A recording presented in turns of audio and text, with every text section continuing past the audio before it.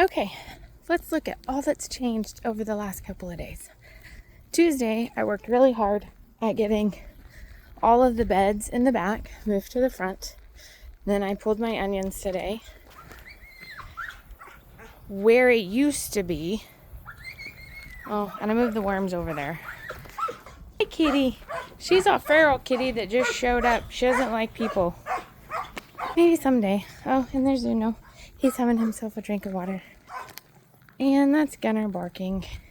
Every time he sees a cat, he barks. So I got all 4 beds moved to the front garden. That was a lot of work. Thankfully, the 2 days, because I worked on that Tuesday and then again today, and thankfully the 2 days that I did work on that, it was windy. And I just got finished watering my garden. It's still pretty hot. That's Gage choking from barking. Hey, calm down.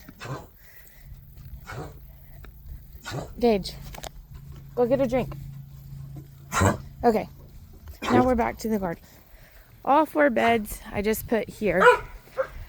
I finally got, I think I showed you this the other day. There's the lettuce. It has grown so much in just a couple of days since I put it in this bed. The asparagus is getting pretty sad. That, oh God, hold on. Horseradish. It's really crispy, but I have hope because down there, there's still green sprouts. So as long as it's still sprouting, I'm super hopeful it's going to come back. This happened today. I did a lot of research before doing this. I'm drying the bigger bulbs. The stuff that hadn't actually bulbed, I replanted. Now, it may and it may not work. It took me a lot of research to even try to find the answer that I was looking for. So I went ahead and replanted the ones that had gone to seed. And hopefully, worst case on those, nothing happens. And I just dry the seeds. Now, the possibility that these other bulbs throw to seed is high.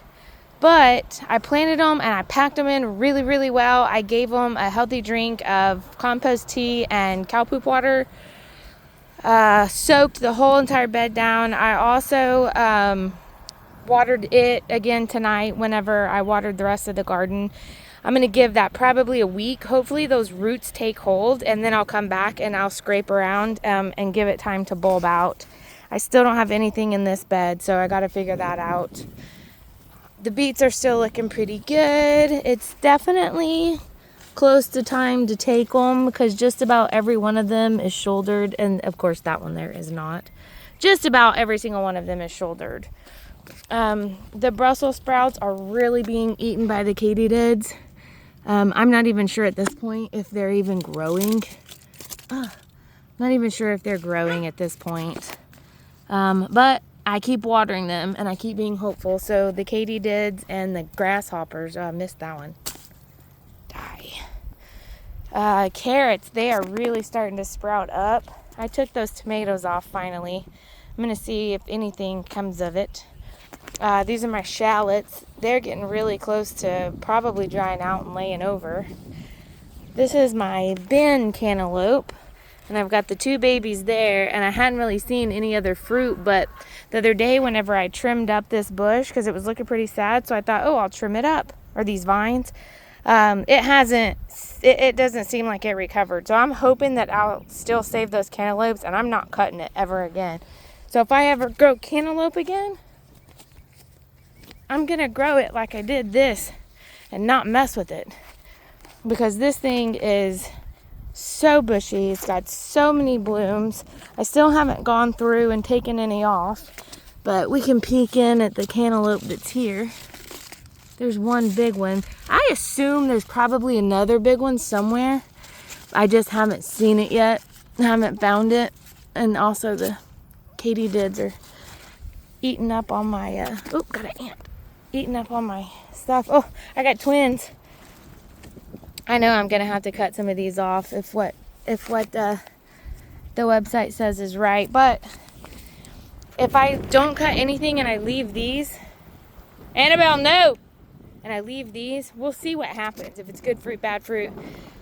And hopefully I can keep those two over there, because those two, if it's only growing the two, that'll be, you know, good flavor if the Google is correct. Blueberries. No news there. I did get the 4 remaining bell peppers seedlings planted that Corbin had seeded for me. I've got my bell peppers, which are looking pretty good. Those are almost store size. Leaving my gypsy peppers alone, letting those grow big. Waiting for some more banana peppers to come, because I really like having those in my salad. Mint, it's still sprouting a lot of little babies, so that's a plus. We've got our hot peppers here.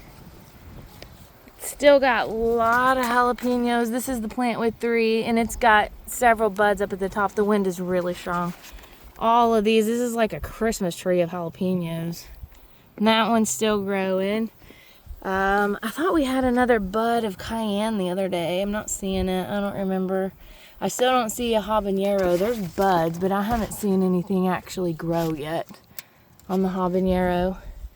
And this one is the serrano, and it's got several buds, but I still haven't seen. Oh, yep, there they are right there. I was going to say, I thought I saw a couple. So hopefully it's just a slow growing plant. I harvested 2 zucchini today. Went ahead and trimmed up my plants. I need to do some more tying up, but I had found somebody in a gardening group said check your flowers early in the morning to pollinate. And I did that yesterday morning. I came out and most all the flowers were open. So I actually did a Q-tip this time instead of breaking off the male flower and just sticking it in the female flower. I did it with the Q-tip. So I harvested 2 zucchini, and I actually harvested 2 squash today. So hopefully everything that I pollinated is going to go ahead and grow. So far, I think I'm good. I don't really know if this one's going to come out or not. That one looks like it is. I've seen several birds out here eating my blackberries. I haven't been able to harvest any blackberries in a couple of days, but somebody's harvesting my blackberries, and they don't care if they're red or black. They're just taking them. I also got this bed done, and my watermelon is here. So I've had 2 left, so I've got one there, and I've got one over there. I'm going to figure out what else I can plant with watermelons, and I'm going to plant it in between here. Try not to overcrowd it. Then we've got our okra. I harvested several pieces of okra today. I left that one there because it looks like it could get a little bigger. And I've been trimming them as I cut them. So there's still several okras that are coming out, and they're looking real good. I should have pulled that earlier. Those are looking real good. The pain in the butt today was these cucumber vines. And I found 3 large cucumbers in there today when I was trying to pull the vines out and separate and get it all straight and get it up the trellis, because it was a hot mess. There was a bunch of yellow stuff and dead stuff on the bottom. And there's still a little bit that I just couldn't get to. I was also really tired and really hot. But you can see, got one right there. That's the only other big one that I found. But there was 3 whole big ones. They're like pretty big too. Had no idea that they were in there. So I got all of that pulled up, and hopefully I can maintain it now. I will never let it go ever again now that I know what I'm doing. But we got a lot of little babies all over the place. There was one somewhere. I think it was over here. Yeah, there he is. He's starting to turn green. And they're so cute, but still there's tons of little ones all over the place. So I did have to cut some stuff. This guy's turning green too. I did have to cut some stuff just because, see, like that, I should have cut that. I was a little overwhelmed. Where's my bucket? I took some of the stuff out to the chickens. Looks like I missed everything on this side. Oh, the wind's been blowing pretty strong. My bucket disappeared. That's everything I took off of it today. Of course, that doesn't look like a lot now that it's all mashed up. But, oh, and if you notice, my grass has been mowed.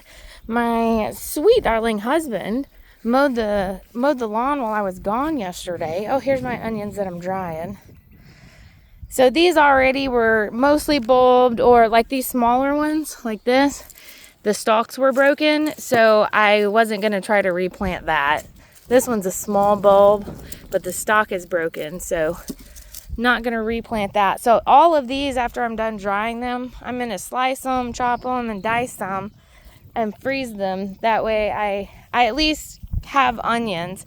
And then if nothing from my bin actually survives, then I still have that. So I'm going to watch that bin super close over the next week.